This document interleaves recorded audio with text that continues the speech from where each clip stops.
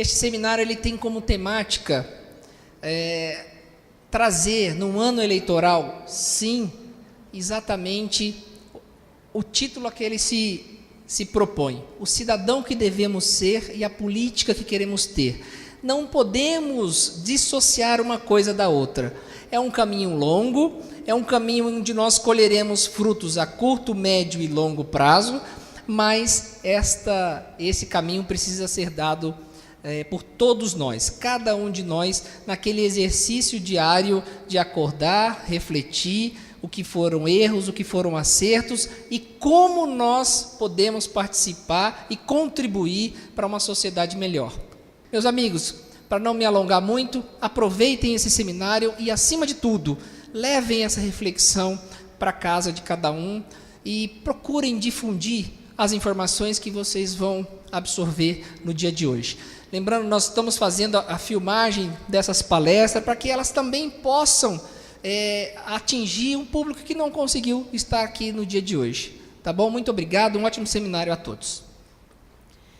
Bom, neste momento, então, convidamos o Superintendente da Polícia Federal em Mato Grosso do Sul, o senhor Luciano Flores de Lima, para proferir a palestra Pobre País Rico, os estragos da corrupção no desenvolvimento do Brasil. Uma imensa alegria poder estar aqui na Casa do Povo, na Câmara de Vereadores de Campo Grande. Aproveitando, então, agradecendo ao Dr. Lívio pelo convite, agradeço aos nobres vereadores aí que estão presentes, a todos os cidadãos que aqui se fazem, e aproveito também para cumprimentar o meu colega, superintendente da Polícia Rodoviária Federal, nosso inspetor Luiz Alexandre, e os demais servidores públicos que estejam presentes, agradecendo a atenção e esse gesto, né, de politização. Quando a gente chama de politização, eu quero chamar de educação política. Eu acho que o nosso povo brasileiro precisa cada vez mais buscar a informação, se politizar, para poder sempre escolher bem os seus representantes e poder sempre fazer as melhores escolhas. Então, meu muito obrigado pela atenção de todos. Sei que o nosso horário está bastante apertado, vou respeitá-lo e, portanto, já vamos dar início a uma breve demonstração sobre o que envolve os estragos da corrupção no desenvolvimento do Brasil. Sempre me perguntam quais são os efeitos da corrupção, é muito simples de ser mostrado, infelizmente. Infelizmente por quê? Porque nós temos muitos exemplos. Exemplos no Mato Grosso do Sul? Também. Exemplos em São Paulo? Também. Rio de Janeiro? Norte? Nordeste? Sul? Infelizmente, em todas as cidades do Brasil, nós vamos encontrar um exemplo ou algum estrago decorrente do desvio de recursos públicos. Ou, um pouquinho antes disso, talvez, um exemplo da má gestão dos recursos públicos. E é sempre bom a gente lembrar, recursos públicos é o nosso recurso, é o meu, é o seu recurso. É o recurso que vocês pagam, que nós pagamos quando compramos um litro de leite. É aquela parte de tributo que a gente paga quando abastece o carro, quando compra o arroz e o feijão.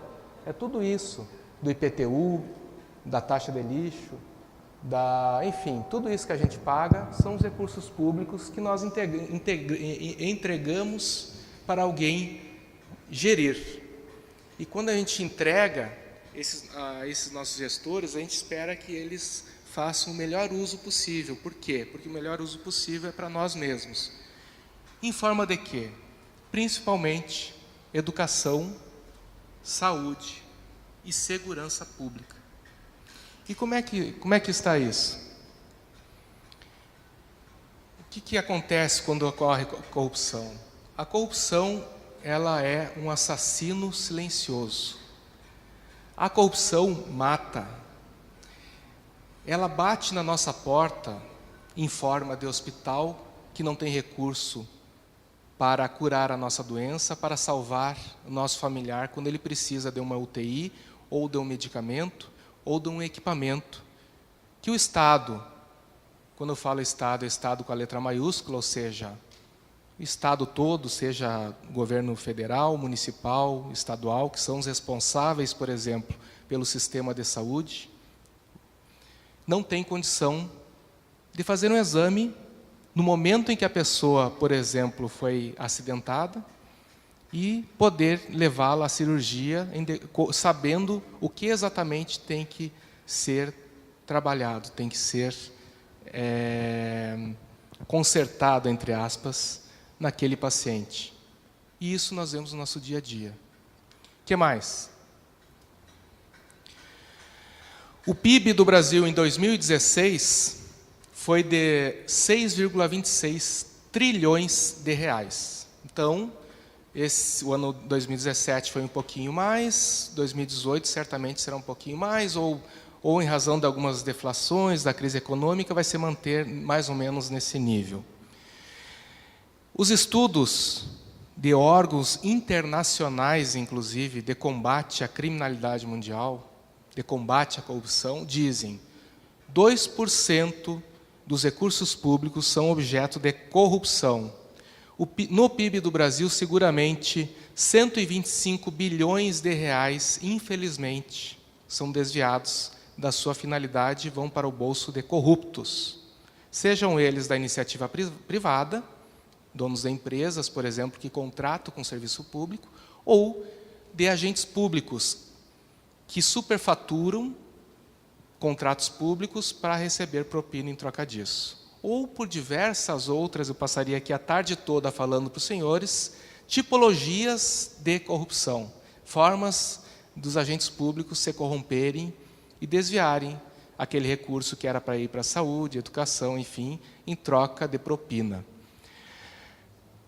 O crime organizado, segundo alguns organismos internacionais, ainda é mais alto, é 5% de todo o dinheiro que tramita no mundo, ele é fruto do crime organizado. Então, se nós temos 126 bilhões só de corrupção, 5%, ou seja, praticamente 300 bilhões de reais é o que o crime organizado fatura no Brasil apenas.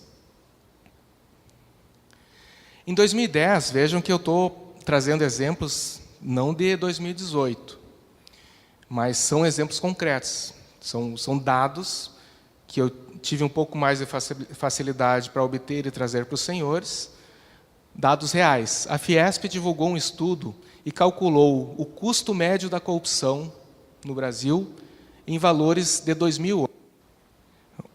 Então, se em 2018 fosse feito e está sendo feito esse estudo, vai ser sobre 2016 ou 2017. Mas, enfim, lá em 2008, o nosso PIB era bem melhor que os 6,26 trilhões de reais atuais.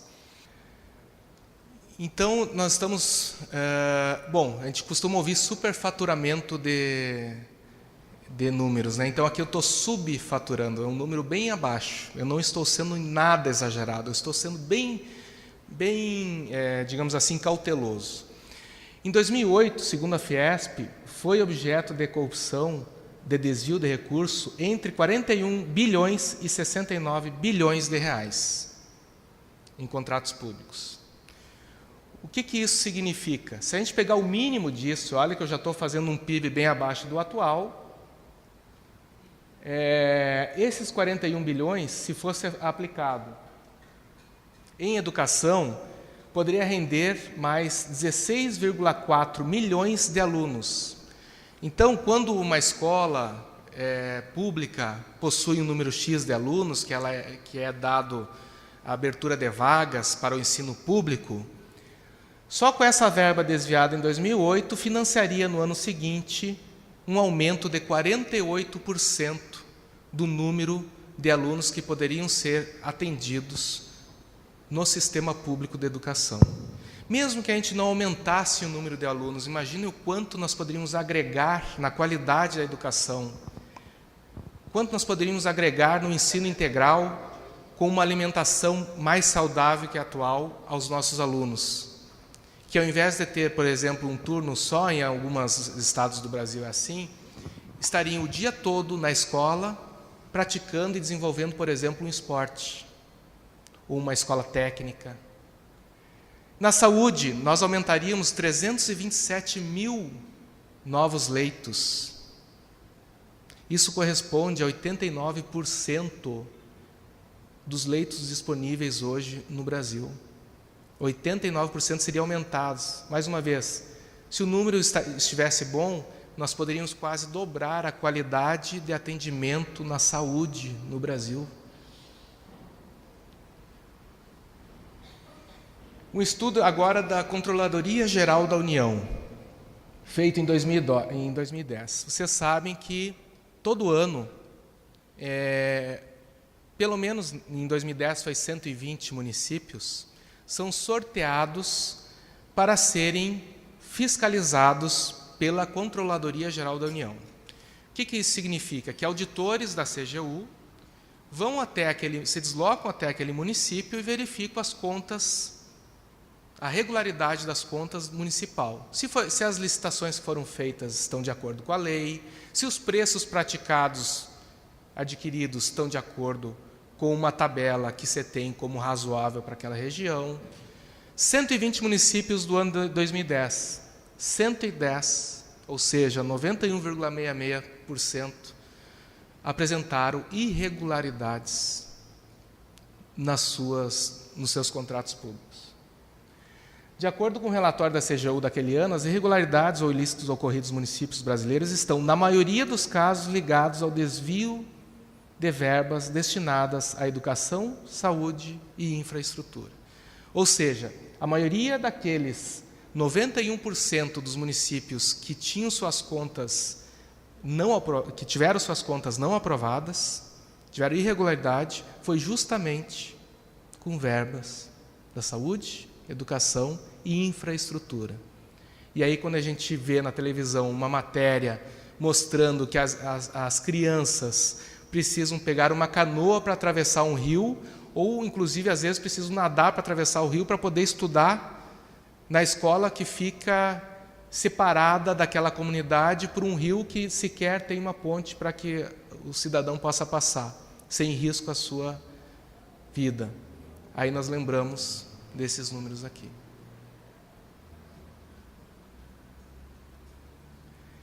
A estimativa é de que aproximadamente 20 bilhões de reais anuais são desviados nas prefeituras brasileiras. 20 bilhões de reais.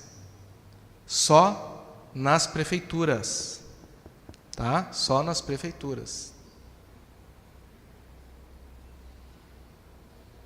Dados da CGU nos últimos 4 anos mostram que dos mais de 1.000 municípios fiscalizados nos últimos 4 anos, cerca de 80% apresentam algum tipo de irregularidade grave, como o pagamento total de obras inacabadas, indícios de simulação de licitação, problemas no processo administrativo de licitações e superfaturamento de preços. E enquanto isso, o que acontece?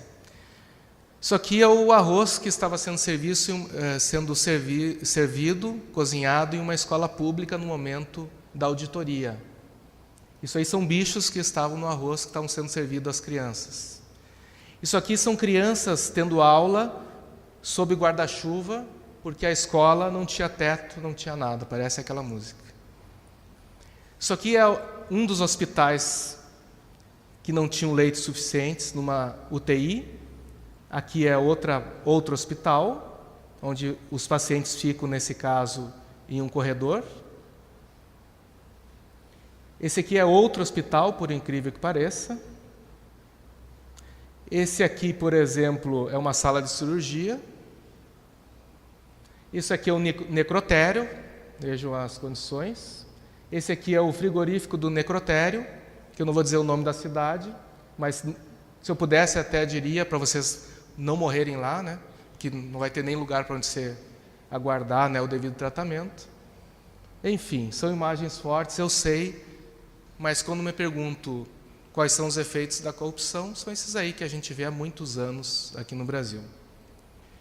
Um estudo realizado pelo IPEA, Instituto de Pesquisa Econômica Aplicada, demonstra que um aumento de 1% no número de pessoas com acesso ao serviço de água e esgoto reduz em 6,1% o número de mortalidade infantil. Vamos lá. Quando a gente trabalha com números, a gente precisa repensar. Digamos que uma determinada cidade ou estado tem um valor para aplicar em infraestrutura, e dessa infraestrutura é o acesso à água limpa, a esgoto tratado. Em todo o Brasil existem deficiência nisso. Capitais de vários estados, capitais bonitas, lindas, ainda tem problema de esgoto, que não é tratado, de água que às vezes chega sem condições de consumo à população. A cada 1% que a gente melhora essa rede de tratamento de esgoto e de água potável, a gente diminui em 6% o índice de mortalidade infantil, que é decorrente, muitas vezes, de doenças que as crianças pegam em suas vilas, em seus bairros, em contato, por exemplo, com esgoto a céu aberto. E esse cálculo ele foi um pouquinho mais, o IPEA foi um pouquinho mais adiante. A relação entre o investimento em saneamento e óbitos infantis. Então, quanto mais a gente aplicar em saneamento básico, a gente diminui a mortalidade infantil. Chega a um valor de R$50 mil.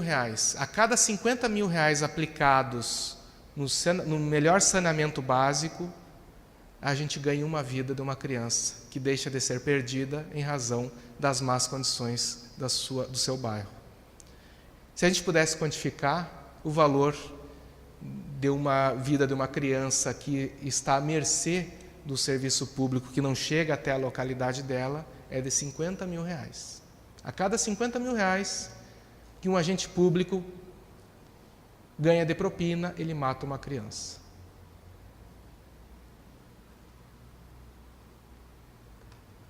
Bom, pessoal, enquanto isso, as nossas operações Brasil afora apreendem isso, mais isso de dinheiro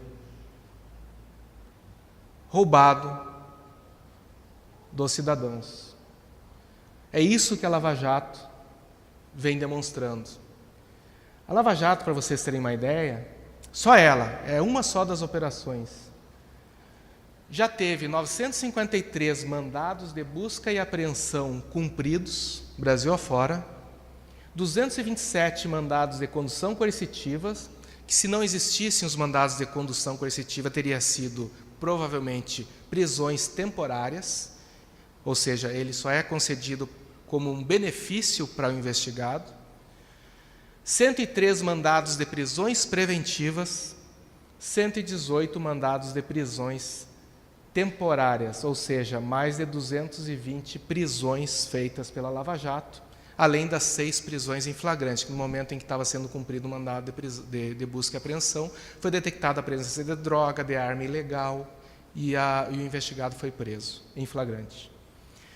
163 acordos de colaboração premiada, 11 acordos de leniência, que é uma colaboração premiada com empresas, 73 acusações criminais, ou seja, ações que foram recebidas na justiça e devidamente estão sendo processadas, muitas das quais já com sentença condenatória. Então nós temos ali centenas de investigações criminais, das quais até o momento já teve 73 ações, formalmente já com defesa indo para a sentença ou já sentenciada. Contra 305 pessoas investigadas, pessoas diferentes, sendo que 40 dessas ações penais já houve sentença pelos crimes de corrupção, contra o sistema financeiro nacional, tráfico de drogas, formação de organização criminosa, lavagem de dinheiro, entre outros crimes como o da corrupção. Até o momento, 188 condenações contra 123 pessoas, contabilizando mais de 1.800 anos de cadeia já aplicados. 8 acusações de improbidade administrativa, que além dos crimes existe a improbidade administrativa, que é quando o desvio de recurso público ou um patrimônio público ou um princípio público é descumprido. 50 pessoas respondem a essas ações de improbidade, dentre elas, além delas, 16 empresas e um partido político. Através só das ações de improbidade, está sendo pedido ressarcimento aos cofres públicos de 14,5 bilhões de reais. O valor total do ressarcimento, além de multas e o prejuízo aplicado, 38 bilhões de reais. Lembra daqueles números lá? Dos 41 bilhões de reais, que era um subfaturamento que eu fiz? Só a Lava Jato está pedindo 38 bilhões de ressarcimento só dos investigados dela. Só de propina já foi comprovado 6,4 bilhões e 11,5 bilhões são alvos de recuperação por acordos de colaboração.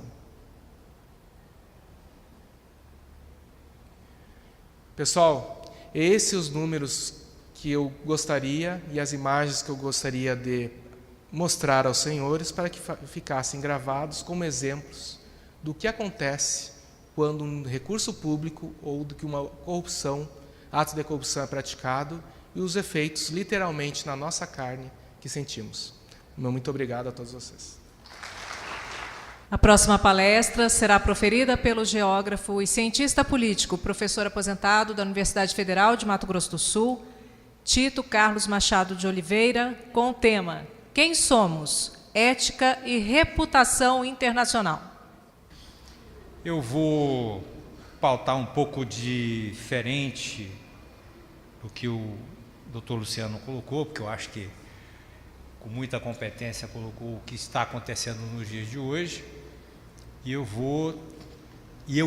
digo que o que está acontecendo hoje é um período raro na história do Brasil, de extrema riqueza, e nós temos que aproveitar essa riqueza. Também uma novidade para mim, a quantidade de pessoas aqui no auditório, em plena quinta-feira, né? Em plena quinta-feira. Isso comprova mais uma vez aquilo que eu venho constantemente dizendo na imprensa: o povo brasileiro gosta de política, adora política, gosta de discutir política, ao contrário do que dizem. O povo brasileiro adora política e não existe pouco espaço para discutir política, por isso ele não vai. O povo brasileiro adora política. Recentemente deu uma entrevista agora num dos jornais aí da cidade, onde eles fizeram uma pesquisa dizendo que o povo não gosta de política. É claro, se você perguntar para ele gosta de política, ele não gosta da atual política, da forma como é executada a política. O povo brasileiro gosta de política e sempre gostou. Agora gosta mais ainda. Eu vou me pautar aqui em 3 frases extremamente interessantes, que já me colocaram para falar em termos de repercussão internacional. Primeiro, são 2 frases lá. Foi, diga de passagem, a primeira vez que o Brasil aparece na imprensa internacional, que é na época da libertação dos escravos. Então tem 2 frases muito interessantes, uma dita pelo diplomata americano, eu não lembro o nome agora, procurei na internet o nome dele, mas eu não consegui achar, que diz o seguinte: grande povo brasileiro, que consegue fazer em flores o que nós, americanos, conseguimos fazer com muito sangue.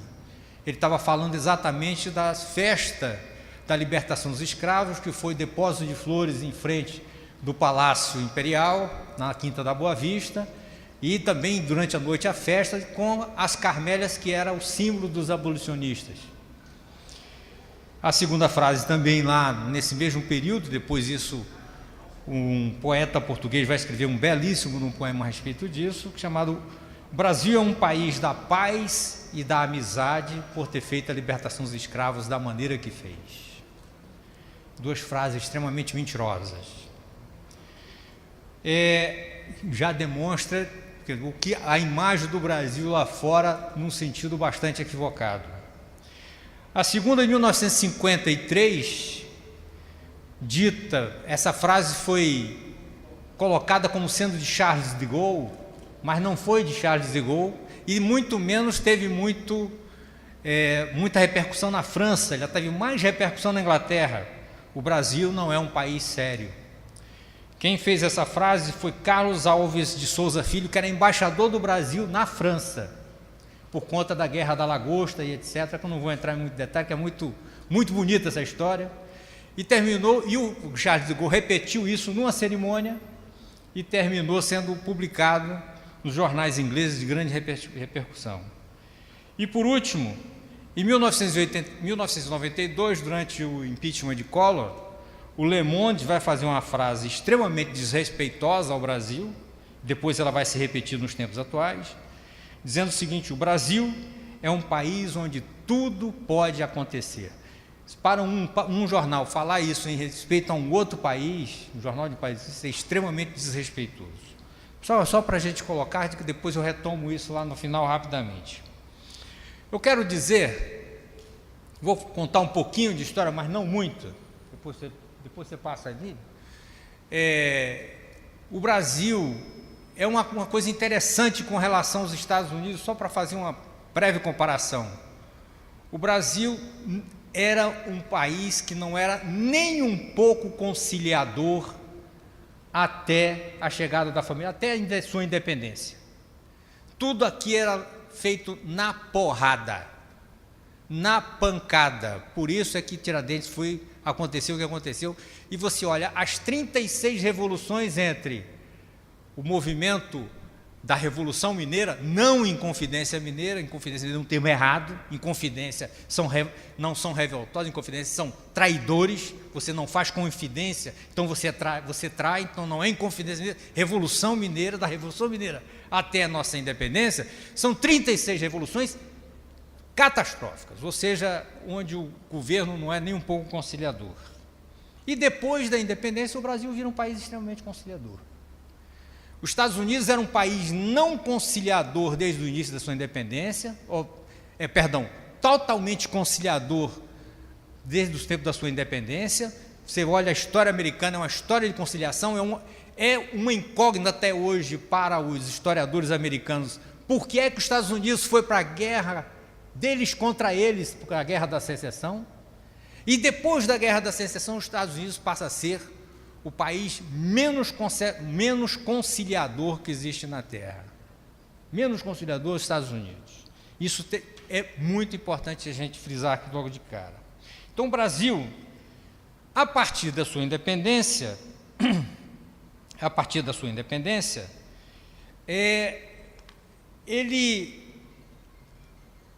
a independência, inclusive, se alguns historiadores dizem o seguinte, que não aconteceu o 7 de setembro, acontece no dia 22 de agosto, na loja maçônica do Rio de Janeiro, há uma conciliação muito clara entre senhores de escravos e comerciantes, que eram as duas classes fortes da época.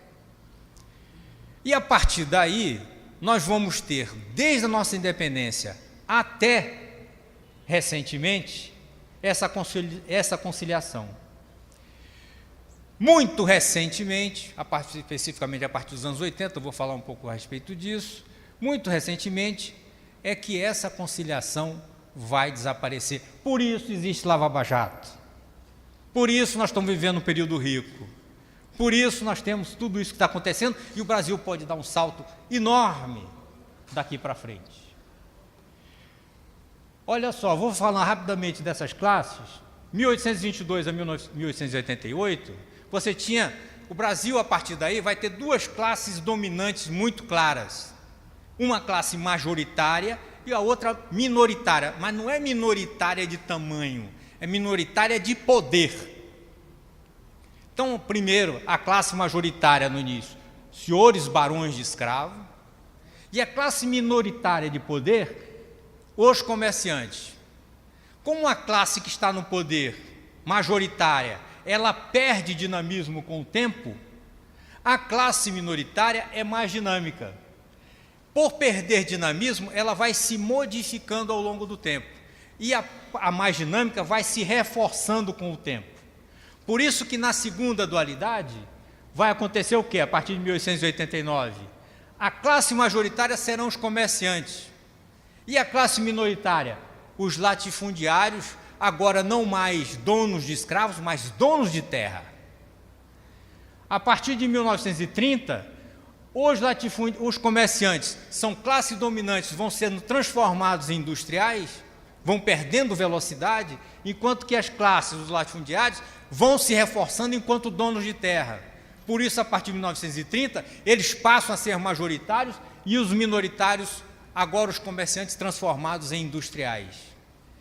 Em 1930 a 1990, a partir de 1930, então nós vamos ter os latifundiários no poder como classe dominante absoluta, majoritária, e os industriais como classe minoritária. Isso vai acabar definitivamente em 1984. De 84 a 94, nós vamos viver aquele período chamado de a década perdida, que todos ouviram já falar sobre a chamada década perdida na economia, etc, etc e tal. O que isso tem de bom e de ruim? Isso tem coisas boas também. Tem só coisa ruim, mas a coisa principal boa é que o Brasil até a década de 80, apenas o Brasil e os Estados Unidos conseguiram ter uma economia crescente, retilínea e constante. Ou seja, o Brasil não teve períodos de descapitalização. Para nosso crescimento foi, desde a independência até os anos 80, crescimento retilíneo constante. Então, ótimo. Isso é uma coisa, grande coisa. Nós não tivemos períodos de descapitalização. Ao mesmo tempo que nós não tivemos descapitalização, nós tivemos pouquíssimas crises estruturais por conta da conciliação dessas classes dominantes. Extremamente interessante. Bom, isso é o de bom. E eu vou ficar no bom só aí. Mas tem coisa muito ruim dessa conciliação. Os Estados Unidos cresceu muito mais. Pouca gente sabe, o Brasil tinha o mesmo PIB dos Estados Unidos na nossa independência, sabiam disso? O tamanho do nosso PIB era o tamanho do PIB americano, na nossa independência. Hoje, os Estados Unidos, quantas vezes maior o nosso PIB, maior que o nosso. Um dos fatores é a não conciliação das classes dominantes.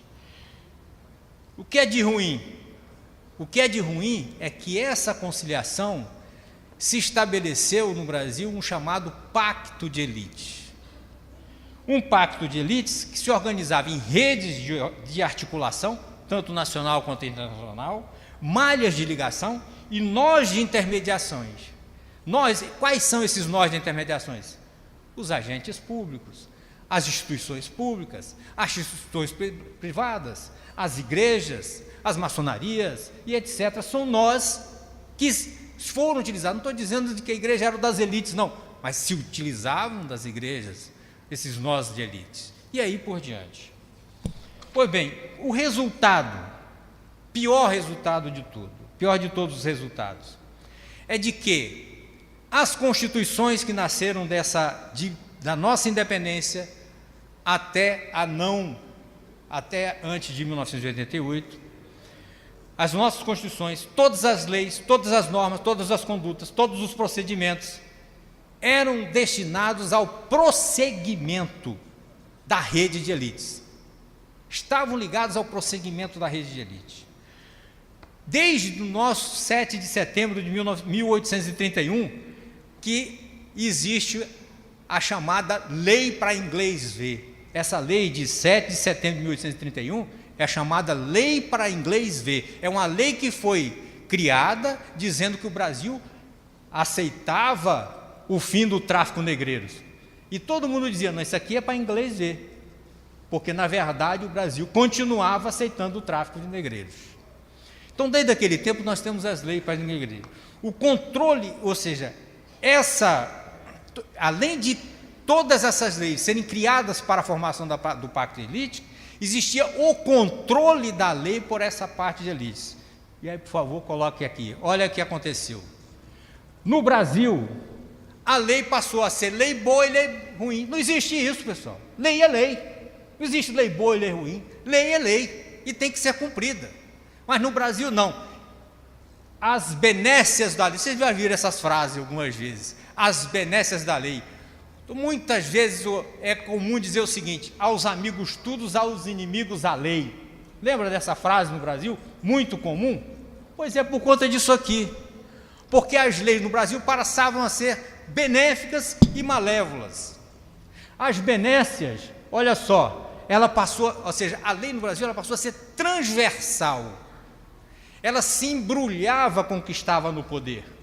Ela estava a serviço de quem estava efetivamente no poder. E aí o que acontece? Os benefícios da lei, a classe majoritária tinha todos eles. A classe minoritária menos, as classes médias menos, os trabalhadores menos ainda. Agora, os malefícios, os trabalhadores tinham todas. As classes médias tinham menos. E aí vai, as classes dominantes, até a classe majoritária não tinha malefício nenhuma da lei. A lei era feita para essas pessoas, não era feita para o conjunto da população. Olha o que acontece nos Estados Unidos e na Europa. A lei é paralela. A lei é paralela, a lei não é transversal. Há algum problema, você recorre à lei. Há algum problema, a lei recorre ao problema.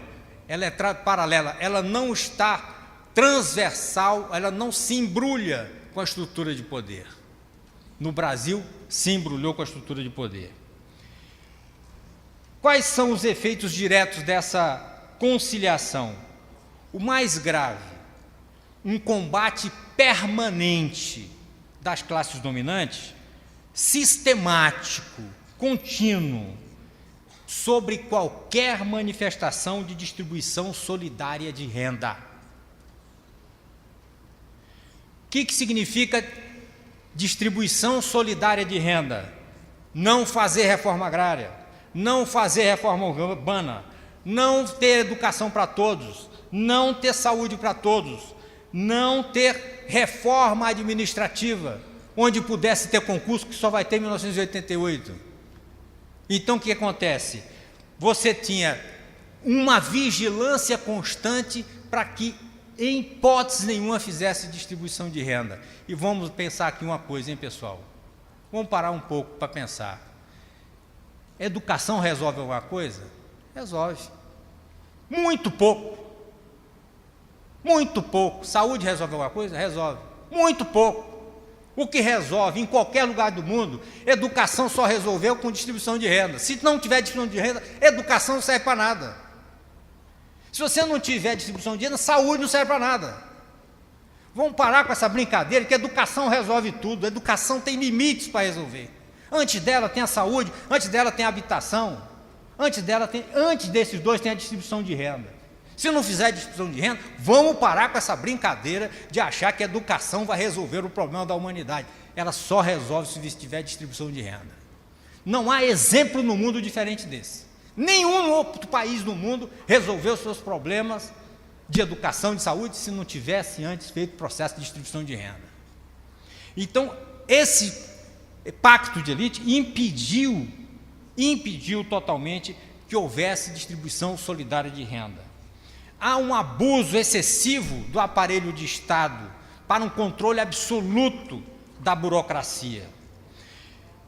E o que aconteceu? Todas as pessoas que deram certo até os anos 80, 70, 80, deram certo no nível da resiliência. Deram certo no resiliência. Quando colocar uma escola de 100 alunos, desses 2 davam certo, no nível da resiliência. Pior ainda, esse pacto de elite, para que efetivamente ele pudesse manter, ou seja, a sua estrutura, era necessário de que ele cooptasse alguém para fazer o serviço. E quem é que vai cooptar para que possa executar esse serviço? Ele tem que criar classe média. Então a classe média vai ser criada no Brasil de forma clássica, através do setor público. Você vai colocando gente dentro do setor público, evidentemente sem concurso público, ou seja, a base dos políticos, a base das pessoas que vão sendo levadas por eles para dentro do setor público, para resolver problema deles. Assim é que foi ao longo do tempo, ou seja, a classe média no Brasil nasceu sendo cooptada pela rede de elites, totalmente cooptada pela rede de elites.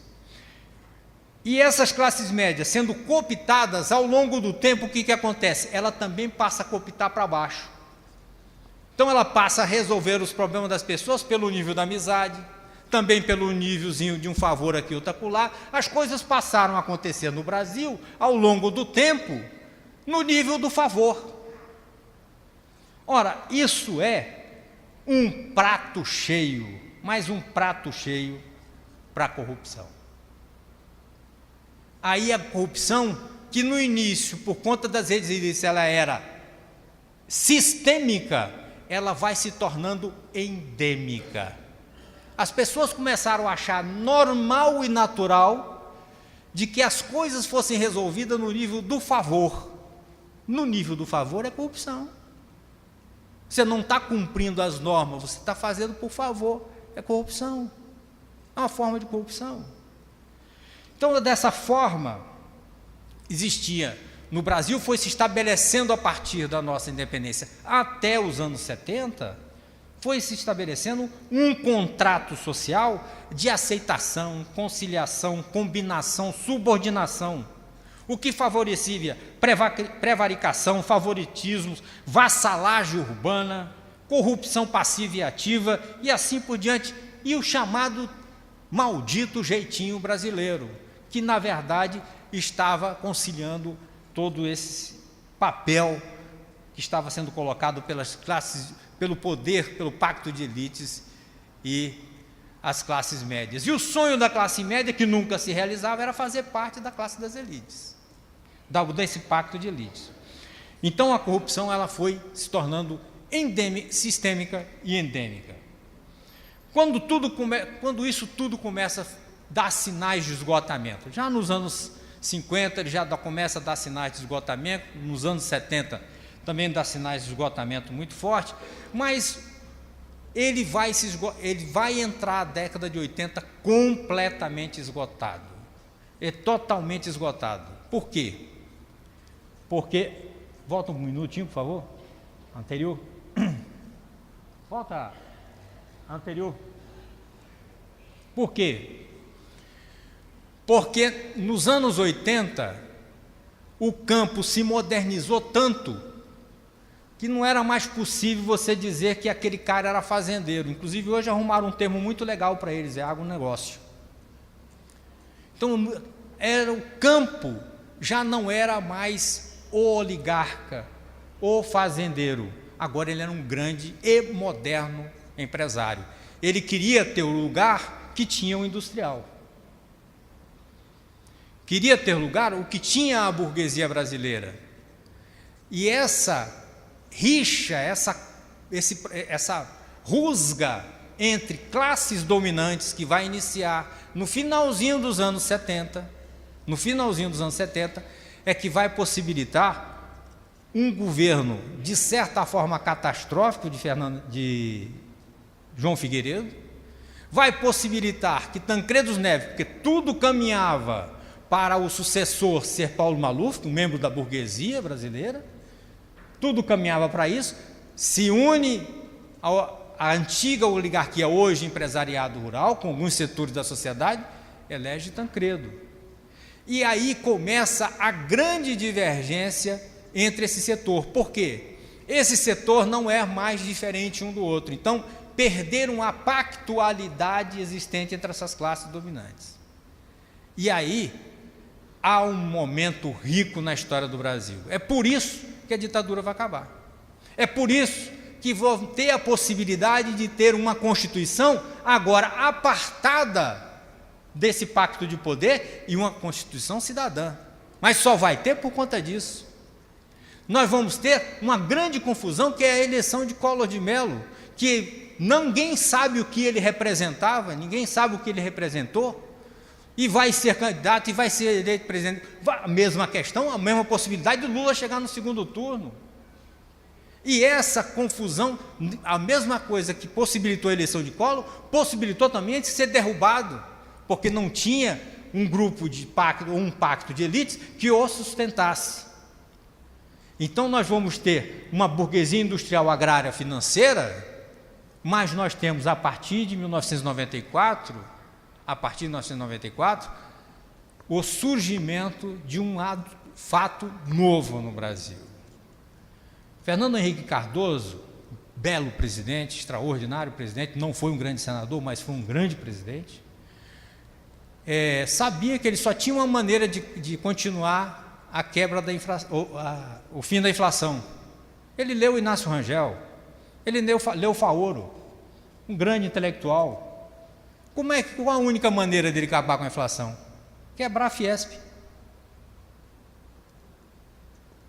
O que é a Fiesp hoje? Cadê os grandes nomes da Fiesp?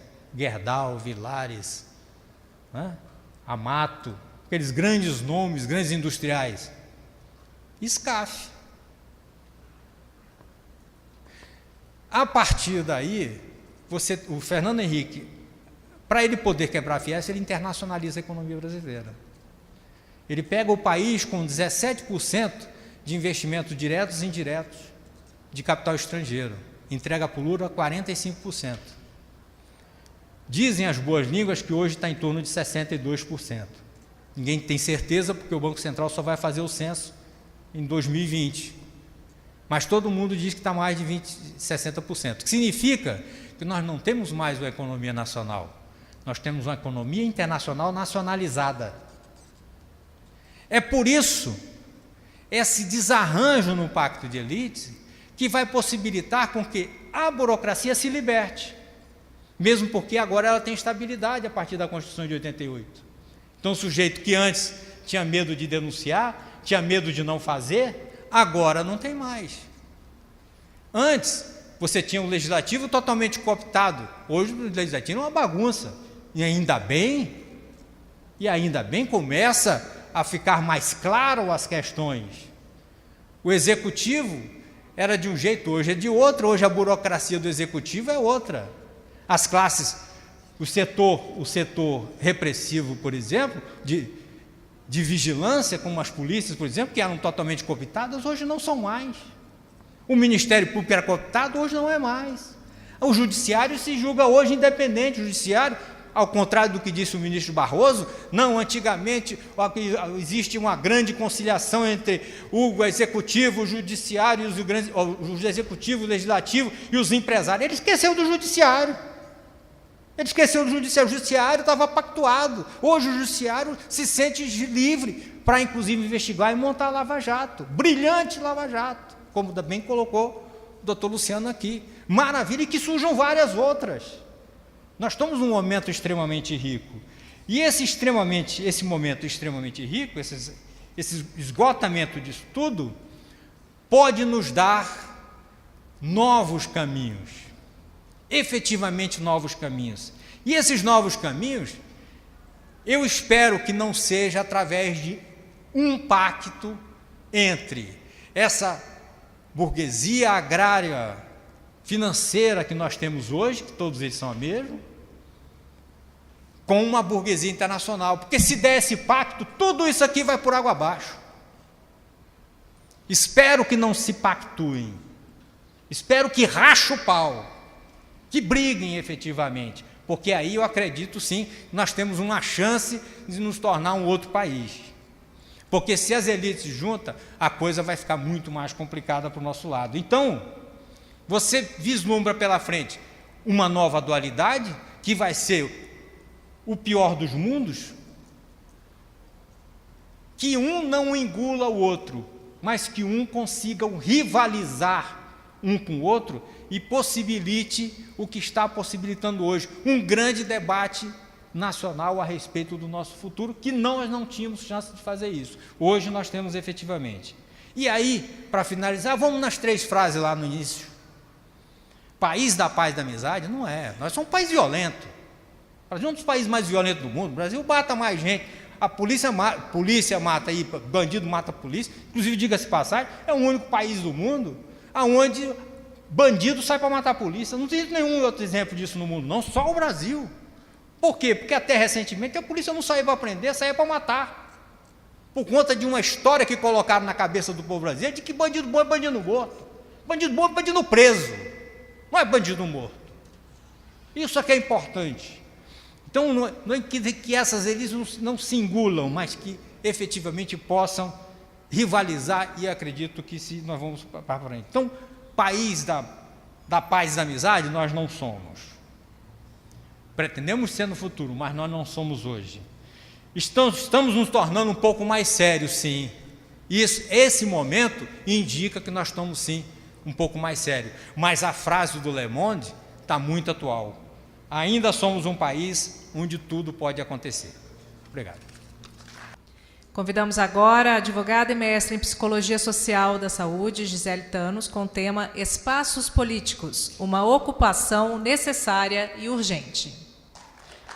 Esse nosso seminário de hoje teve a felicidade de juntar perspectivas diferentes para nos provocar, de alguma forma, a fazermos reflexões novas, né, e inovadoras para a nossa prática diária, enquanto cidadãos dessa cidade, desse estado, desse país e deste mundo, né? Cidadãos do mundo. Né? Bem, eu fui apresentada aqui dentro das minhas áreas de formação, mas gostaria de me apresentar também enquanto cidadã do mundo, né? Vejo aqui alguns parceiros meus de movimentos, né?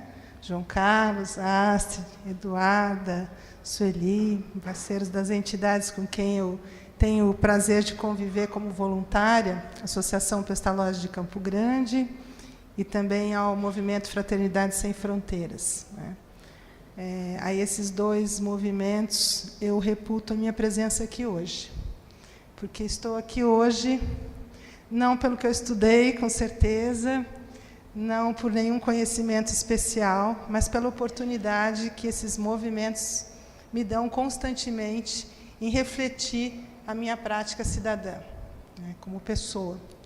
E acredito que, de fato, se alguma coisa eu puder contribuir, vai ser a partir destas experiências, né, como voluntária, como cidadã, como eleitora e como membro do mandato coletivo do Dr. Lívio, que tenho tido o prazer de conhecer, participar e respaldar. Né? Bem, então eu quero falar aqui da ética do ponto de vista do eleitor, né? Esse espaço político do eleitor, né? O desafio, a encomenda que me foi dada, que é bastante amplo e bastante difícil nos meus 20 minutos agora, Dr. Lívio, é falar sobre participação, né? Existência dentro de espaços políticos. E para nós, cidadãos, né, neste momento atual do nosso país, que desafio, não é? Pois a gente tem que lutar todos os dias para rever e reafirmar as nossas crenças, não é? Ainda hoje encontrei aqui uma parceira de lutas, e ela me dizia assim, no início da nosso encontro aqui, eu estou desistindo, viu? Eu vou jogar minha toalha, chega, não quero mais. Né? Eu disse, mas você, né, você é uma lutadora, você representa tanta gente. Né? Então, assim, importante que a gente reafirme todos os dias esses nossos ideais. Não é? Esse complexo de inter-relações sociais que a gente constitui na nossa prática diária e que, no final, a gente pode dizer sociedade, não é? Chamar de sociedade, a nossa sociedade, para mim, Gisele, começa a se constituir num pensamento que não sei exatamente se é de Sartre, mas se reputa a ele, não é? Eu não tenho esse conhecimento aprofundado, mas eu gosto do pensamento, que diz assim que sempre, para a vida é sempre um constante equilíbrio entre escolha e consequência. Né? O nosso viver é sempre esse equilíbrio entre aquilo que a gente escolhe e a consequência das nossas escolhas. Né? E, nesse sentido, né, reafirmando essa necessidade de fazer boas escolhas e, depois delas feitas, não é, sabermos quais foram as consequências, eu queria refletir com vocês sobre a questão do voto. Mas, para usar um pouquinho do meu lado advogada, né, que não tem como a gente deixar os vícios, eu vou fazer aqui um convite a vocês, para vocês irem comigo agora numa consulta de um advogado, né? Então, se imaginem entrando aí num escritório de advocacia que vocês escolheram. E vocês escolheram porque primeiro pesquisaram, não é? Entenderam lá qual é a especialidade desse advogado, que causas que ele vem defendendo, como é que ele vem se comportando dentro das causas. Ele tem ganho mais, ele tem perdido mais, não é? Ou ele tem tido sucesso naquilo que ele faz. Também vocês escolheram, de acordo com as possibilidades que vocês tinham de dar suporte financeiro àquela escolha, não é? E vocês levam para o advogado uma causa que tem 2 valores muito importantes para vocês. Patrimônio. Um patrimônio importante que vocês têm na vida. Imaginem, sua casa, algum bem, alguma coisa. E a outra, dentro da mesma ação, a sua liberdade.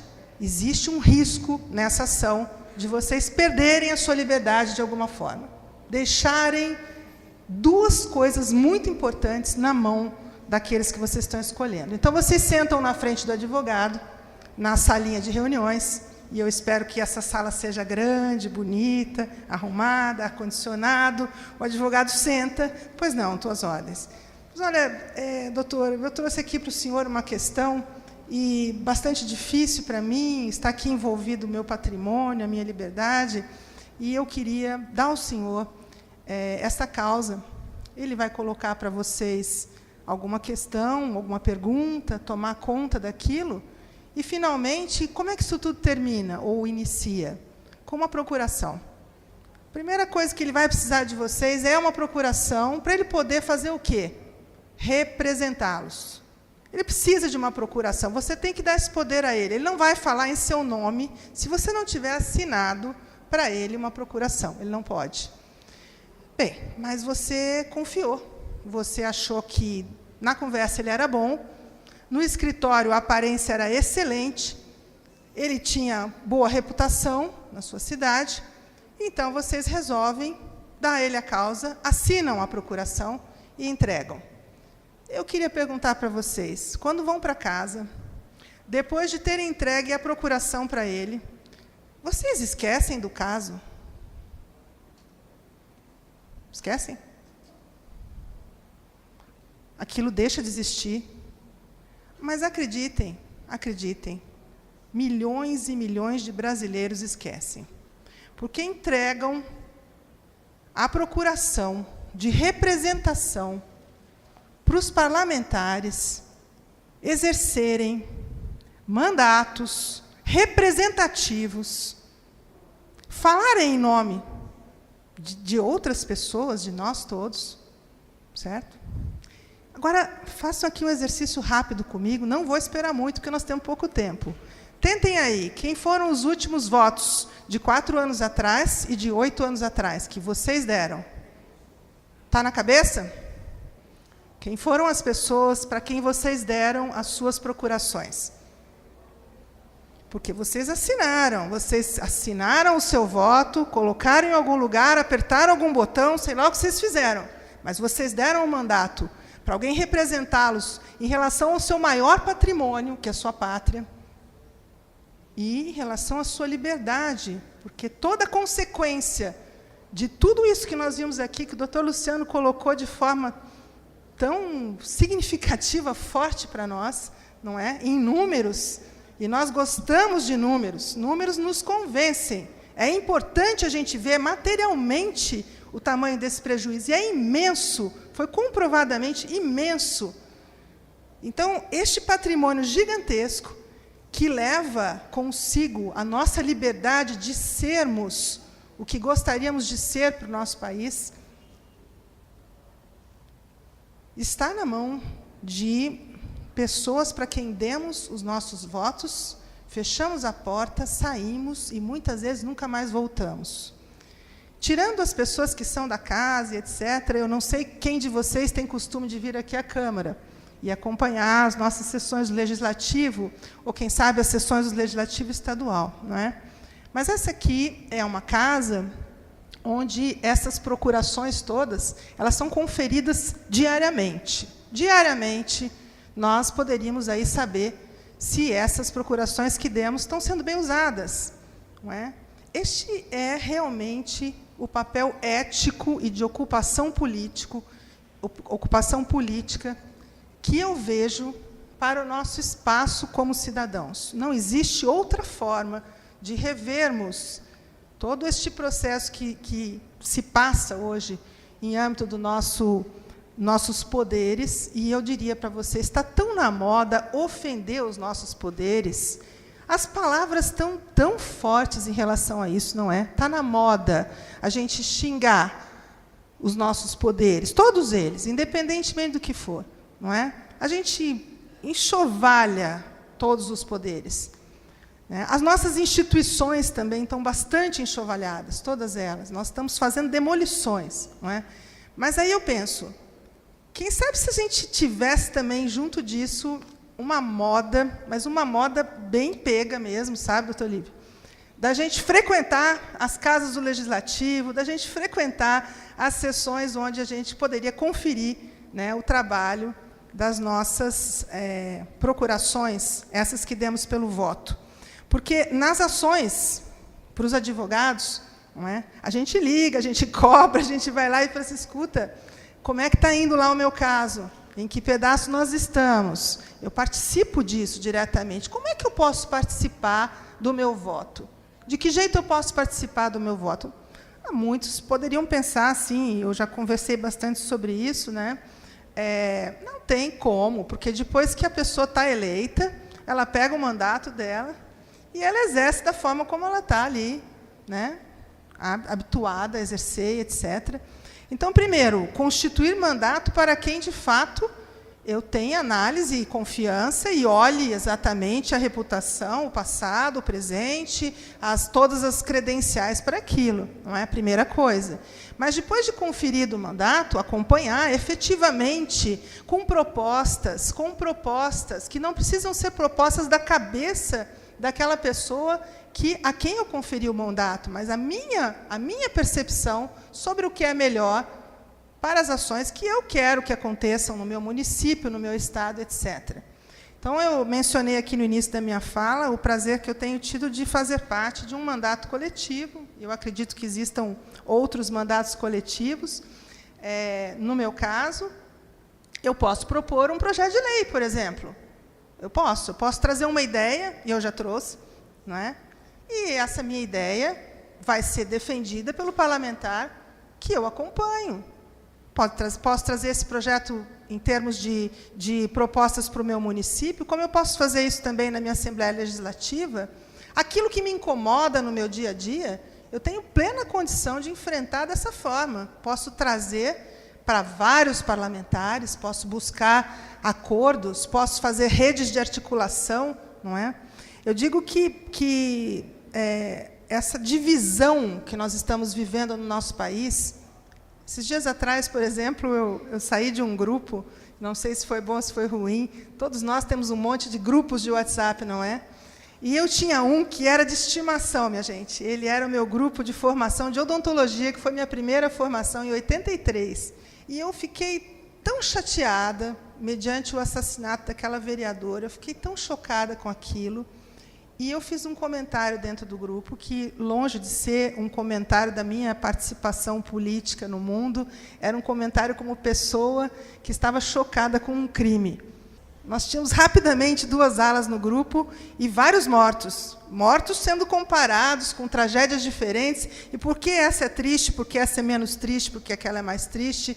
Enfim, a violência replicada nas relações humanas. Eu saí do grupo, enfim, eu sou uma lutadora pela paz, mas não consigo pensar que muitas das nossas reações de silêncio sejam manifestações de paz. Nós não estamos falando disso, né? Não é resignação, não é disso que nós estamos falando, de forma nenhuma. É uma resistência firme e determinada. Eu penso que essa participação no coletivo, primeiro de tudo, interfere na minha vida na minha necessidade de me informar, e me informar corretamente. O que está acontecendo com a mídia e com a manipulação de toda a informação que nos chega, e hoje é muito rápido, não é, minha gente? Por WhatsApp a gente tem várias notícias e, na sequência, alguém diz, é mentira, é fake. Não foi confirmado, foi confirmado, isso não era. Vem uma notícia contrária. Enfim, o cidadão fica bastante perdido em tantas dificuldades de identificar a informação verdadeira. Não é? Mas, muitas vezes, se expressa violentamente, antes mesmo de saber qual é a informação verdadeira. Porque não estava, não participou, não olhou, não viu, não aconteceu, porém ouviu algum galo cantar. E se aquele galo cantou num tom que eu aqui achei que pode ser, eu vou naquela linha. Eu vou naquela linha, eu replico aquela informação, e replico de novo, e replico outra vez. Acho que a gente tem que ter um senso crítico muito forte, enquanto cidadãos, não é? Para deixar de ser manipulados dessa forma como nós temos sido, por toda forma de informação. Não só as mídias, mas toda forma de informação manipuladora, às vezes, né, da nossa participação. Também acho que participação coletiva implica termos redes, articulação em redes. E, para isso, destruir as nossas instituições não tem levado a nada. Na minha opinião, vivência, enquanto militante desses movimentos que citei para vocês, o que leva a alguma coisa é a construção de redes e coletivos fortes em que nós possamos, ao invés de nos dividir, nos articularmos em torno de uma causa. Não é? O mal tem umas pernas compridas e fala alto, e o bem também pode ter, e pode se articular muito e muito mais. E está acontecendo muita coisa boa que a gente não fala. Não é? Então, vamos falar das nossas iniciativas boas, das coisas que estão acontecendo. Não é? Vou dar um exemplo só para vocês, até pelo nosso tempo, de uma vivência de um desses movimentos. Na Pestalozzi, há algum tempo atrás, nós lançamos uma ideia que talvez alguns de vocês conheçam, que chamava Muro da Gentileza. Já ouviram falar, não? O Muro da Gentileza era o muro da instituição, o muro do lado de fora. Não é? Então, uma ideia que não é nossa, é uma ideia do outro lado do mundo, do Irã, que, no período de inverno, então, viam que as pessoas morriam de frio, algumas pessoas começaram a pôr cabides com casacos do lado de fora da casa, pendurar no muro da própria casa os seus cabides com casacos já usados, e deixando ali, para quem tivesse frio, passar, recolher e usar. Um dos voluntários da instituição, então, numa das reuniões, fez uma proposta para a diretoria a respeito de termos essa iniciativa. Foi problemático de passar a princípio, porque a diretoria começou a pensar, né, nas diversas repercussões disso. Bom, a gente transforma o muro da instituição no muro da gentileza, começa a pendurar roupas do lado de fora e, de repente, nós vamos ter até um tumulto aí fora. É bom, então, pôr um policiamento. É bom ter uma câmera olhando. Não, gente, é muro da gentileza. Né? Quem tem, põe. Quem não tem, tira. É uma troca, é um muro de encontro. Enfim, depois de muito convencimento, a cultura da gentileza parecia que tinha uma chance. Vamos pintar o muro. Fizemos, então, lá todo um trabalho de pintura do muro. O muro ganhou cabides. E, nesses cabides, até hoje, isso tem mais de 2 anos, as pessoas estacionam na porta, penduram coisas, colocam na rua sapatos, às vezes algum livro, algum objeto pessoal, entram nos seus carros e vão embora. Outras estão passando, olham aquilo, escolhem, tiram do cabide, testam alguma coisa, levam. E, assim, a gentileza vem ocorrendo todo esse tempo. Por que eu estou contando isso? Primeiro, um desafio nosso, cultural, muito grande. Segundo, 10 muros da gentileza já existem em Campo Grande, até onde eu sei. Não é? 10 muros a partir de uma iniciativa de uma pessoa que lançou uma ideia num coletivo. Ela acreditou e defendeu a ideia. Não é? Eu acho que o nosso desafio é acreditar mesmo que as nossas ideias possam ter esse grau de repercussão. Às vezes a gente pensa, é tão pouco o que um pode fazer, não é? Mas um coletivo pode fazer muito. Né? Eu escutei o Dr. Olívio falar alguma coisa sobre um pouquinho de cada um né, que acaba fazendo muitas coisas. Nós estamos falando do coletivo, justamente, dessa força, e eu colocaria um ingrediente principal sobre isso, que se chama, para mim, o principal é a empatia. É eu me colocar no lugar do outro. Não é? Às vezes eu preciso de alguma vivência para isso, eu preciso me lançar nas experiências de ambientes diferentes, mas sentir empatia com o outro, me colocar do lado dele, mesmo que as minhas ideias sejam completamente diferentes das dele, me colocar no lugar do outro, muitas vezes me aproxima. Nós precisamos muito nos aproximarmos. Nós precisamos muito conferir constantemente as procurações que nós temos dado.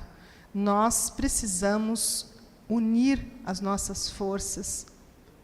Nós precisamos acreditar no nosso poder, e, em especial, no poder que tem o bem. E eu tenho fé de que todos nós, juntos, podemos fazer grandes transformações. Essas que a gente já vê acontecendo e muitas outras. Não é? Fica aqui meu convite solidário e fraterno para que nós possamos estar mais e mais vezes reunidos com esse tema, discutindo e pensando estratégias que eu tenho certeza que podem trazer grandes avanços para a nossa humanidade. Obrigada.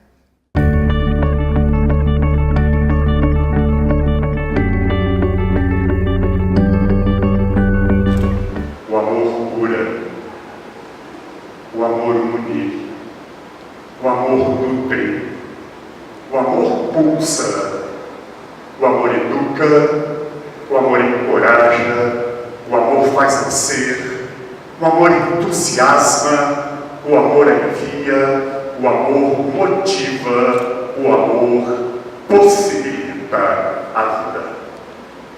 O amor pavimenta os princípios éticos, e os princípios éticos devem estar incluídos na fixação de metas, na escolha das estratégias e na tomada de decisões. Assim, o amor liberta e leva a uma verdadeira transformação das pessoas. Quantas vezes nós somos violentados no nosso ambiente de trabalho por ações impensadas, fruto do desamor, e quantas vezes violentamos o outro com os nossos gestos, porque temos medos, ressentimentos, frustrações, ilusões, e estamos desequilibrados em nossa vida, que acreditamos não ter sentido. Hoje em dia, as mais evidentes expressões da violência são as guerras, os atentados terroristas, a corrupção, o terrorismo e o ardil são armas dos fracos, não dos fortes, que têm a arte de sorrir cada vez que o mundo diz não. Porque somos nós que podemos mudar o mundo, somos nós que podemos mudar as organizações, somos nós que podemos tentar transformar as pessoas, promovendo paz interna e externa. A liderança que eu acredito, a liderança que eu venho ajudando a construir, é uma liderança baseada no serviço e no exemplo. Eu não creio que uma liderança baseada numa hierarquia rígida provoque grandes mudanças no mundo de hoje. E quero compartilhar com vocês o conceito do líder servidor, que é um conceito que muita gente faz confusão, e é um conceito baseado, repito, no exemplo. Um serviço baseado no exemplo não significa somente fazer aquilo que as pessoas querem. O serviço deve ser conduzido dentro dos limites éticos e, portanto, deve ser verdadeiro. E quando um líder estiver comprometido com o serviço verdadeiro, nem sempre vai dizer às pessoas o que elas gostariam de ouvir. E se as encontrar numa direção errada, vai lhes apontar a direção correta, que nem sempre será bem aceita. Por essa razão, um serviço comprometido com a verdade geralmente não costuma ser popular. Eu, por exemplo, eu sempre fui implacável na minha crítica aos meus irmãos indianos pela falta de higiene, pela intocabilidade, pela pobreza extremas predominantes na Índia. Um líder servidor deve ser o exemplo, deve ter conduta única e o seu foco deve estar em criar harmonia e buscar o bem coletivo. E hoje, o nosso maior desafio como membros da família Humanidade é cumprirmos a nossa principal responsabilidade como seres humanos.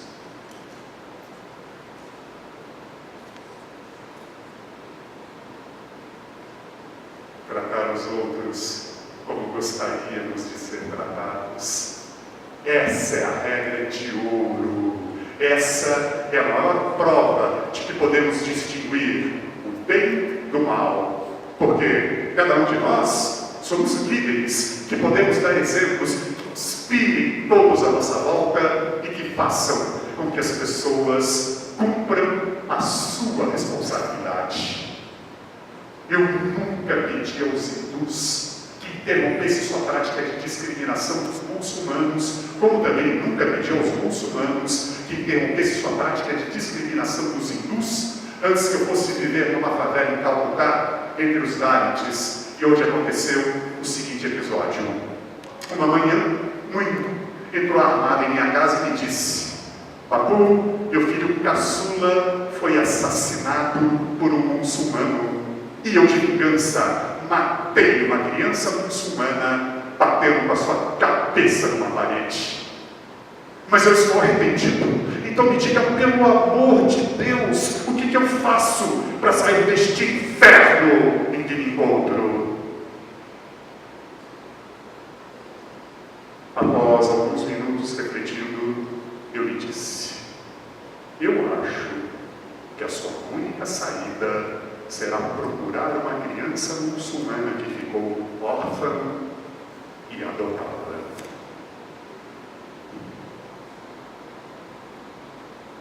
E criá-la como muçulmana.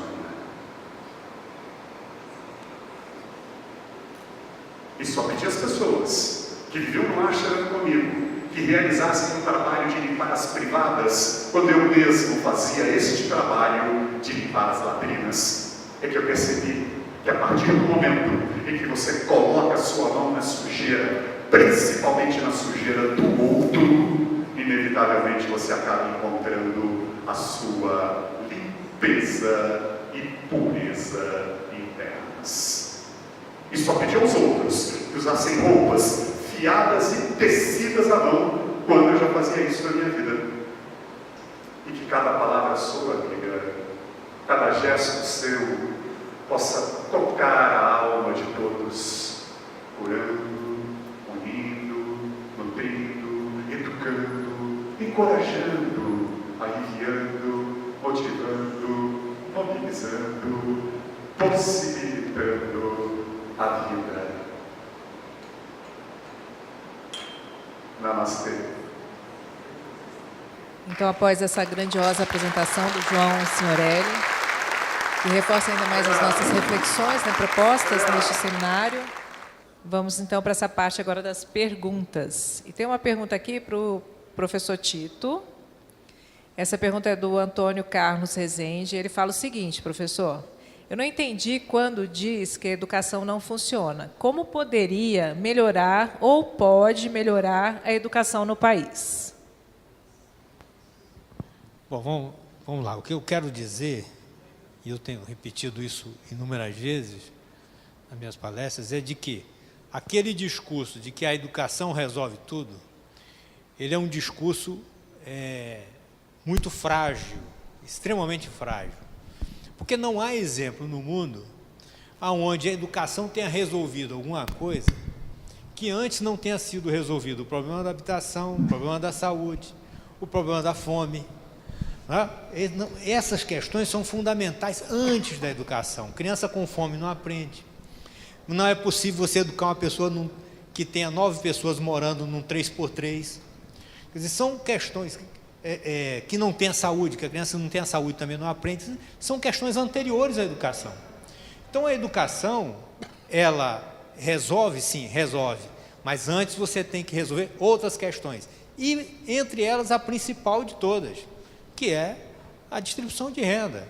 Não existe nenhum país do mundo que a educação efetivamente tenha dado resultado que não tenha tido distribuição de renda. Me dá os Estados Unidos, vamos pegar os Estados Unidos, vamos pegar Singapura, pega o Japão, pega a Coreia. A Coreia do Sul, que hoje tanto o pessoal fala da educação da Coreia do Sul, a Coreia do Sul só resolveu o problema da educação a partir do momento nos Estados Unidos, na Segunda Guerra Mundial, chega lá e estabelece que, a partir daquele momento, ninguém podia ter mais do que 50 hectares de terra. Acabou com a oligarquia da Coreia do Sul e, a partir dali, começou-se um processo de distribuição de renda, aonde depois a educação vai dar certo.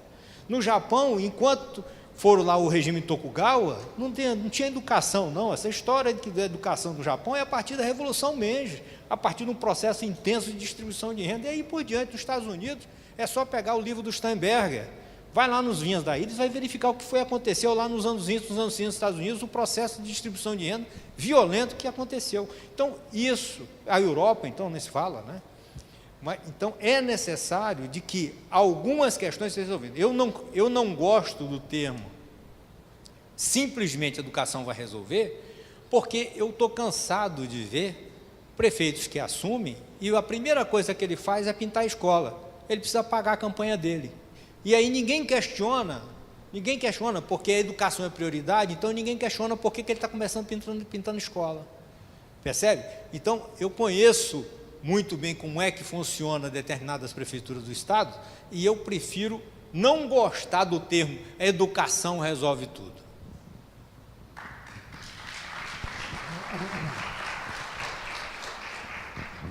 Bom, agora chegaram várias perguntas. Que bom até. Vamos lá. Vamos tentar aqui ser mais sucintos até, né? E o que a gente não conseguir responder de fato aqui, eu vou encaminhar as perguntas para os palestrantes para que os senhores sejam devidamente tenham essas dúvidas aí sanadas.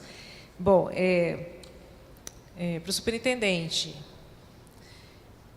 da Polícia Federal, o senhor Luciano Flores Lima, a pergunta é a seguinte: hoje que a tecnologia está a nosso favor, né, o senhor acredita que a corrupção em nosso país, na política, em nossas instituições vão acabar? Levando-se em conta, sim, que sabemos dos assaltos feitos em nosso país, levando trilhões das nossas riquezas, né, que continua assim há muito tempo. O senhor acredita que isso vai acabar? Bom, essa pergunta é muito interessante, porque certa vez, eu ouvindo o Dr. Sérgio Moro em uma das suas palestras, ele disse o seguinte, que a gente tem que fazer o possível, tanto como cidadão, quanto como operador do direito, como ator de um sistema punitivo a quem pratica a corrupção, que é, por exemplo, a polícia, o Ministério Público, o Poder Judiciário, que processa esses desvios de conduta humana, chamada corrupção, e que é crime, que nós temos que fazer o possível para diminuir a corrupção. Isso tem um significado. Por que ele usou o termo diminuir e não acabar? Porque é impossível acabar. A resposta à pergunta é: não, eu não acredito que a corrupção vai acabar. Nem aqui e nem em qualquer lugar do mundo. Existem países como o Japão, aqui citado recentemente, em que a corrupção é quase zero. Mas existe um pouquinho. Existem outros países, como aqui na América Latina, vários, né, se não todos, têm a sua corrupção em altíssimo nível, como é o caso do Brasil. Isso, infelizmente, está atrelado à conduta humana, à falta de educação, inclusive, e eu acredito que, apesar da gente utilizar a tecnologia para combater o crime, para cruzamento de dados, da gente fortalecer a polícia, o Ministério Público, o Poder Judiciário contra a corrupção, eu acredito que a gente tem grande chance, sim, de diminuir bastante os níveis de corrupção que hoje estão estratosféricos. Tem outras perguntas para o doutor Luciano, só vou emendar aqui, então, porque outras perguntas no mesmo sentido, e também aqui, vou fazer duas perguntas que o senhor já pode responder rapidamente. Como a Polícia Federal vai combater a corrupção sem orçamento, sem concurso público satisfatório? Pergunta do Antônio. E a outra questão é: qual seria o destino, então, dessas verbas, né, que foi pedido reembolso, né, dos bilhões desviados aí? após a Operação Lava Jato, caso volte para os cofres públicos, que garantia que a população teria, que não seria rateado ou desviado novamente? A maior parte dos recursos públicos desviados da Petrobras estão voltando à Petrobras, que foi a vítima, a maior vítima, na verdade, que vítimas foi toda a sociedade.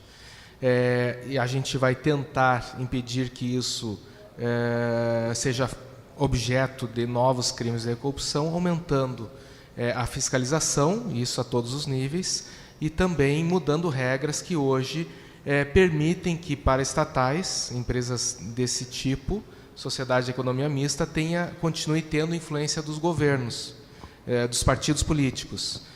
Há pouco tempo, um cargo de diretor da Petrobras valia tanto quanto um ministério para obter um apoio político. Então, é necessário trocar o sistema no Brasil de apoio político, que é pago com cargos em empresas como a Petrobras e ministérios. Isso aí não é saudável para o Brasil e é uma das razões de existir tanta corrupção.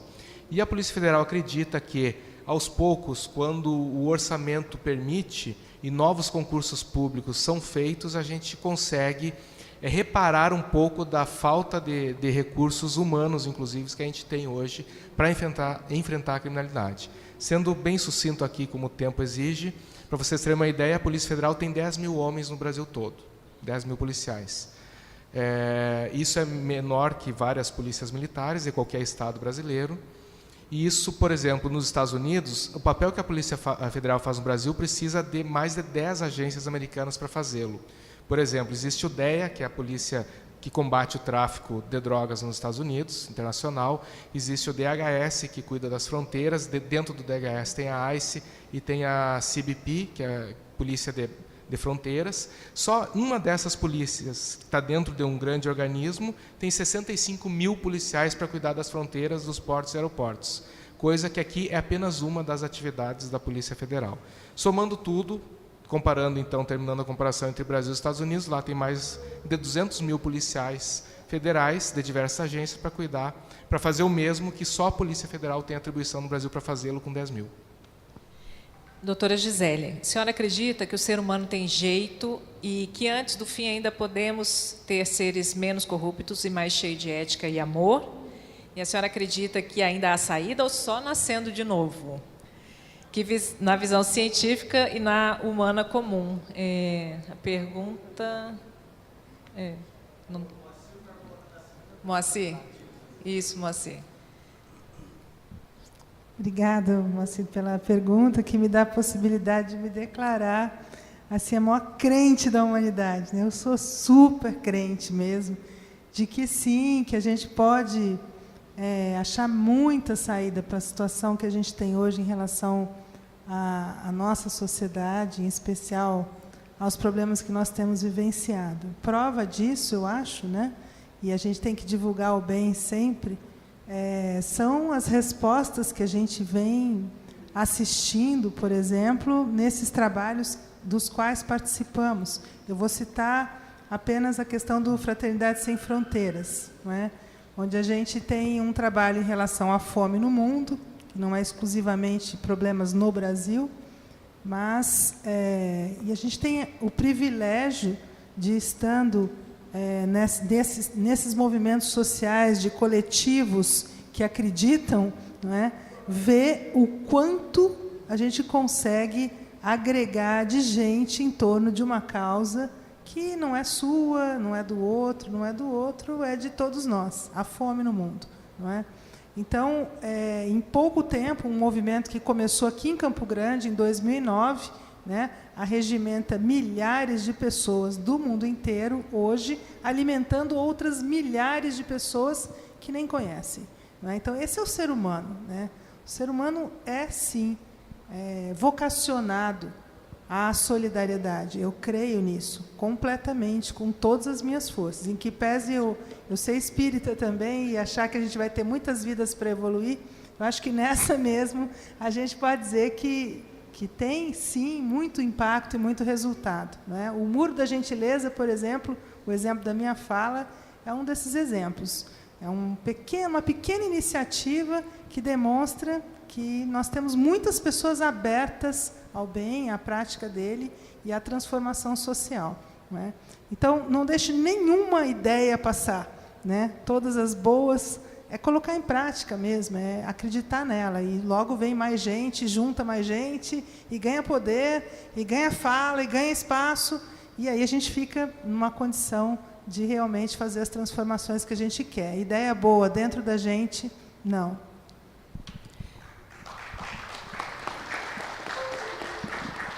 Agora para o João, senhora Eli, quanto ao ser humano político, o Moacir também que está perguntando, o ser humano político, ele consegue viver a ética no dia a dia ou é impossível que isso ocorra? A gente tenta, né, Moacir? Por exemplo, quando eu li pela primeira vez o texto, na casa do Miguel, eu falei, Miguel, a gente está diante de um tipo de teatro que a gente nunca estava acostumado a fazer. Isso aqui é uma coisa diferente. Então, eu acho que se a gente não tentar se comportar, pelo menos parecido com o que o Gandhi fala, a gente não vai ter credibilidade nenhuma para fazer esse trabalho. E eu propus duas coisas, a gente parar de mentir e cumprir o que você promete. Então, isso causou uma revolução enorme dentro de mim, no Miguel e nas pessoas que trabalhavam com a gente. Porque quando você para de mentir, por exemplo, em São Paulo é muito fácil culpar o trânsito por um atraso, né? Mas se eu me atraso num compromisso com você, falo, pô, Moacir, desculpa, dormi até mais tarde, me enrolei em outro compromisso, você vai se sentir respeitado. E aí é engraçado, aí você começa a me respeitar também, que você não é difícil você mentir para uma pessoa que você vê que é honesta, que está falando a verdade. Então isso muda completamente a relação com as pessoas. E uma outra coisa que parece ser mais fácil, mas que é mais difícil, é você cumprir o que você promete. Porque quando você cumpre uma coisa que você promete, você leva felicidade para outra pessoa, e essa felicidade volta para você. Então nós fizemos esse pacto, já estamos há 15 anos, e já passaram na produção do Gandhi 18 pessoas, e hoje eu estou sozinho, porque chega um momento que não aguenta. É um compromisso muito forte, parece uma coisa superficial, mas é muito profundo, você não mentir mais e cumprir o que você promete. É claro que eu tenho as minhas falhas, claro que de vez em quando cometo algum erro, ou uma mentira, mas eu tento analisar todos os dias os meus atos como o Gandhi fazia, e cada dia tentar me tornar uma pessoa melhor. Sei que estou muito longe de ser um Gandhi, estou muito longe de ser uma pessoa perfeita, eu acho que a perfeição não existe, né? É uma vida, alguém aqui falou, é tentativa e erro, né? A vida é essa, tentativa e erro. Então vamos tentando, acertando e errando, tentando acertar mais do que errar, né? Mas é possível, sim. Ok, o Zaparoli agora. Uma pergunta que pode ser direcionada, então, ao doutor Luciano é: por que não incluir na Lei 866 permanência de um membro do TCE, TCU, MP, Polícia Federal, para rastrear e cuidar do nosso orçamento? Seria para o doutor Luciano? Sim? Para o que no orçamento? Para rastrear e cuidar do nosso orçamento. Por que não incluir na lei a permanência de um membro do TCE, do TCU, do Ministério Público? Na verdade, o orçamento ele é rastreado e é investigado pela Controladoria Geral da União, pelas polícias, pelo Ministério Público. E a Lei 8666 ela define algumas regras, né, dos limites em que os administradores, gestores públicos devem atuar, o tipo de licitação que devem fazer e a obrigatoriedade de fazer a licitação e, em apenas poucos casos, não fazê-lo. E também define os crimes, né, que a pessoa pratica quando descumpre a contratação pública. Então, eu entendo que existem mecanismos para o orçamento público em todas as suas esferas serem fiscalizados, controlados, investigados. E agora, com o Portal da Transparência, né, com a Lei da Transparência, isso ainda está mais acessível para o cidadão, que inclusive pode exigir que a sua prefeitura ou o governo do estado, enfim, exponha seus contratos públicos em decorrência de lei. Então, eu acho que mecanismos legais a gente tem. O que falta mesmo é mais gente, é mais servidor ali na polícia, trabalhando e orçamentos que deem capacidade de processar esses dados, ou seja, tecnologia, para que cada vez mais a gente consiga combater os desvios dos recursos públicos.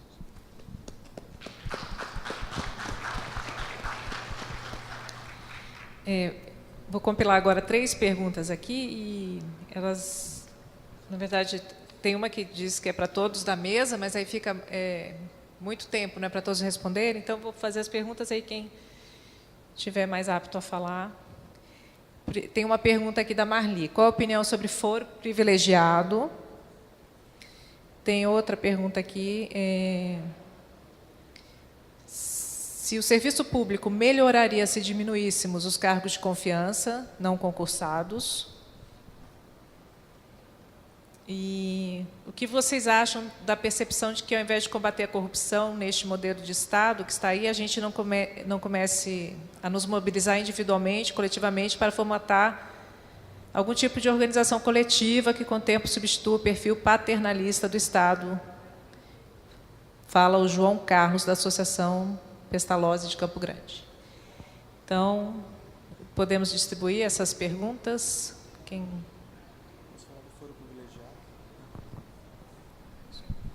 Bom, então, com relação à primeira pergunta, foro privilegiado, é consenso entre delegados de polícia, procuradores, promotores, boa parte da OAB, ou se não toda, juízes, enfim, a gente vê aí todo mundo que atua nessa área defendendo o fim das prerrogativas de foro.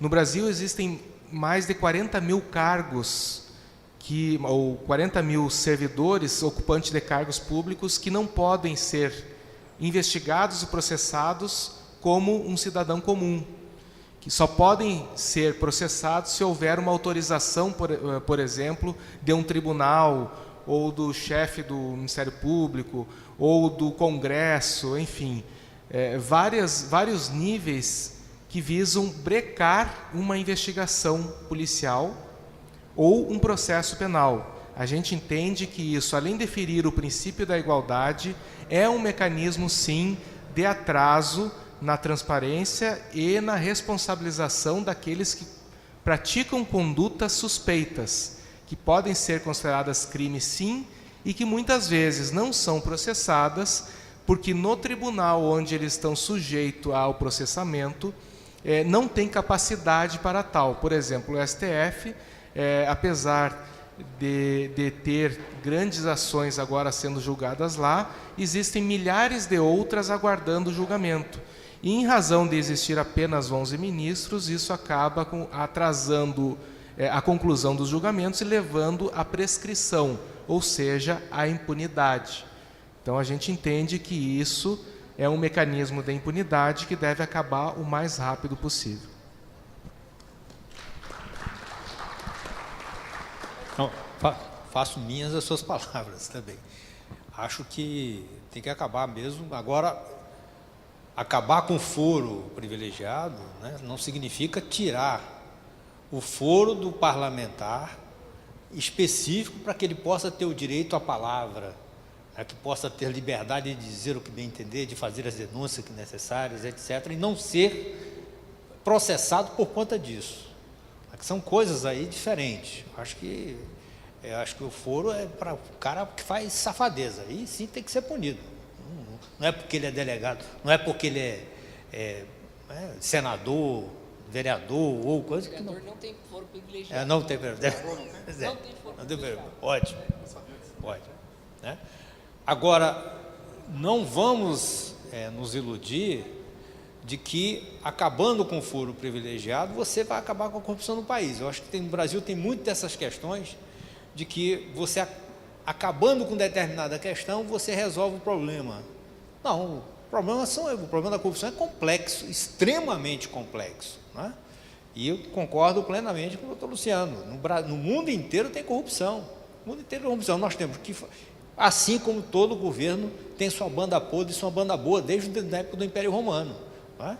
Então, tem que isso em qualquer lugar do mundo, em qualquer tempo, parte do tempo, qualquer parte do espaço, sempre terá. Então, não vamos nos iludir que acabar com o foro privilegiado, amanhã, a partir de amanhã, nós estamos acabando com a corrupção. Não vai. Mas é importante acabar com o foro privilegiado, indiscutivelmente. A outra questão, eu acho que era uma... A outra questão Professor, sobre me a permite, questão... só dentro dessa questão ainda, só um complemento, com licença. Eu acho que a própria palavra privilegiado é uma situação a se refletir, não é? Dizer foro próprio, diferente, não é? Mas, quando a gente admite, né, a questão do privilégio, a gente também tem que extrapolar para outras situações de privilégios em relação a uma série de cargos e ocupações que temos hoje e que são diferentes em vários países do mundo. Por exemplo, uma das coisas que me chama muita atenção é a questão dos automóveis, dos transportes próprios, dos auxílios diversos que as categorias recebem para a vida, apesar de terem os seus salários, das possibilidades de aposentadorias diferenciadas, enfim, nós temos uma série de privilégios, e aí sim eu considero que são completamente... É muito necessário nós fazermos essa reforma, não é? Eu assisti uma sessão no Canadá, em que a sessão parlamentar acontecia numa praça e os parlamentares chegavam de bicicleta, e chegaram, sentaram, todos discutiram ali a pauta do dia e a população tinha acesso direto. Aqui eu me lembro de uma sessão que eu tentei participar no Senado Federal, em que, depois de ter sido revistada, investigada e mais não sei o quê, eu tive que ficar numa galeria em cima, sem direito a fotografar e sem direito a falar nada. Não é? Então, assim, é uma diferença muito grande. Nós temos muito a caminhar, realmente, para que os ocupantes deste mandato que nós damos, não é, se sintam iguais nesse sentido e que nós possamos também nos sentirmos iguais e esquecer essa palavra privilégios, né, para que a gente trabalhe juntos. Nós temos que trabalhar juntos. Essa é a tônica maior.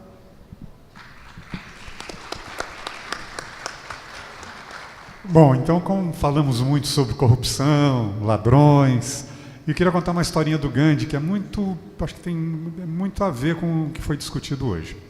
O Gandhi ganhou do avô dele de presente um relógio de bolso que ele adorava. E numa determinada tarde ele foi chamado para uma reunião com Lord Mountbatten, que foi o último vice-rei da Inglaterra, homem responsável pela passagem pela libertação da Índia. Foi esse homem que fez a articulação política. E o Gandhi, antes de chegar no palácio, passou no mercado para comprar umas frutas que ele ia levar de presente para Mountbatten. E quando chegou na porta do palácio, percebeu que o relógio dele tinha sido roubado. Ele começou a chorar. Na hora que o Lord Mountbatten abriu a porta, viu o Gandhi chorando, falou assim: Gandhi, por que você está chorando? Porque roubaram o meu relógio. Ele falou: mas não chora, Gandhi, eu tenho vários relógios aqui, vários tipos, eu vou te dar um de presente. Ele falou: não, Lord, eu não estou chorando pelo relógio, eu estou chorando porque ainda existe um ladrão no mundo.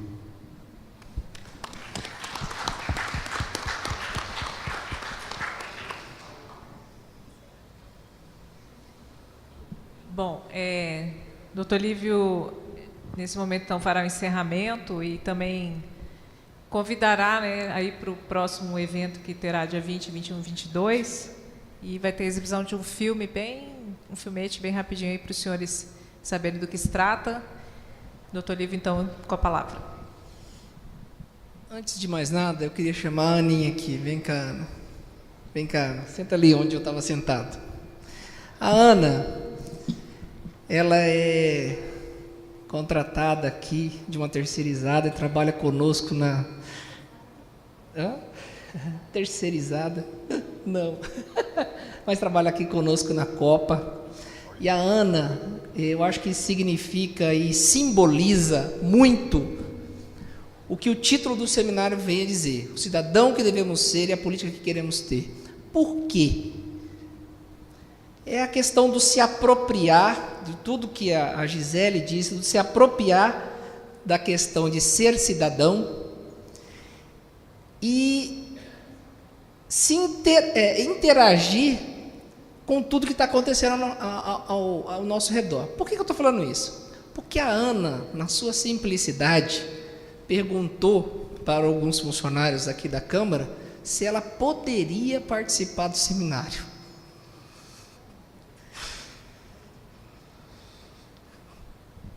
É inacreditável. Eu tento.